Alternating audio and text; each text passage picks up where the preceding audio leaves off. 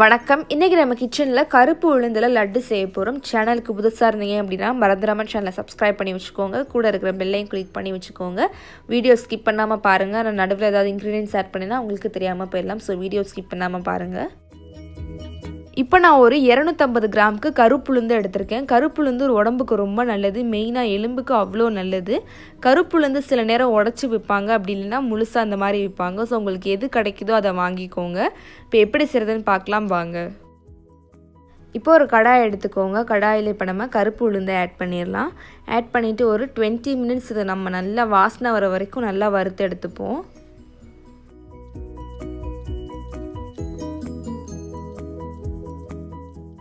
இப்போ நான் ஒரு 20 மினிட்ஸ்க்கு நல்லா வறுத்துட்டு நல்லா வாசனை வர அளவுக்கு நல்லா வறுத்துட்டேன். ஸோ வாசனை வர வரைக்கும் நல்லா வறுத்துக்கோங்க. இப்போ நம்ம ஒரு மிக்ஸி ஜாரில் ஆட் பண்ணிடலாம். இப்போ நான் மிக்ஸி ஜாரில் நம்ம வறுத்த உளுந்தை ஆட் பண்ணிட்டேன். இப்போ நான் இது கூட ஒரு டேபிள் ஸ்பூன் பச்சரிசி ஆட் பண்ணிக்கிறேன். நான் பச்சரிசி எதுக்கு ஆட் பண்ணுறேன் அப்படின்னா, நான் உளுந்தை மட்டும் கிரைண்ட் பண்ணேன் அப்படின்னா கொஞ்சம் ஸ்டிக்கியாக இருக்கும் நம்ம சாப்பிடையில.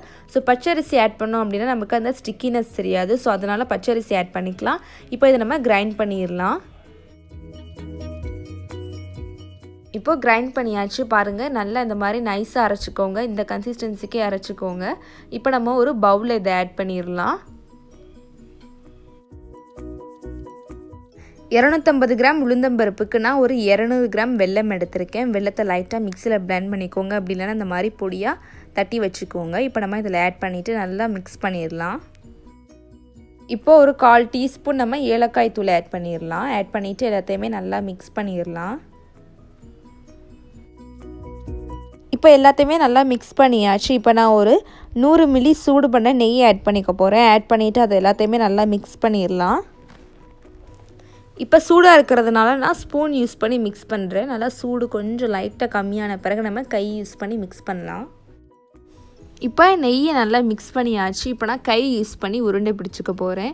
நல்லா டைட்டாக உருண்டையை பிடிச்சிக்கோங்க. நல்லா சூடாக இருக்கையிலே உருண்டை பிடிச்சா தான் நமக்கு உருண்டை பிடிக்க வரும், இல்லைன்னா பிடிக்க வராது. நெய் பத்தலை அப்படின்னா நீங்கள் கூட கொஞ்சம் நெய்யை ஆட் பண்ணிக்கலாம். எனக்கு கரெக்டாக இருந்துச்சு, அதனால் நான் நெய்யை ஆட் பண்ணலை. இப்போ உருண்டை பிடிச்சாச்சு. இதே மாதிரி இப்போ நம்ம எல்லா மாவையுமே உருண்டை பிடிச்சிடலாம். இப்போ நமக்கு யம்மியான டேஸ்டியான கருப்புளுந்து லட்டு ரெடி ஆயிடுச்சு. ரொம்ப சிம்பிள் அண்ட் ஈஸி தான். பெண் குழந்தைங்கள்லாம் உளுந்தங்களி சாப்பிடணும், உளுந்தங்கஞ்சி சாப்பிடணும் அப்படின்னு சொல்லுவாங்க. ஆனால் இந்த காலத்தில் அதெல்லாம் யாரும் சாப்பிட்றதில்ல. ஸோ இந்த மாதிரி டிஃப்ரெண்ட்டாக செஞ்சு கொடுத்தோன்னா அவங்களுக்கும் ரொம்ப பிடிக்கும். அவங்களுக்கு கேட்டு வாங்கி சாப்பிடுவாங்க.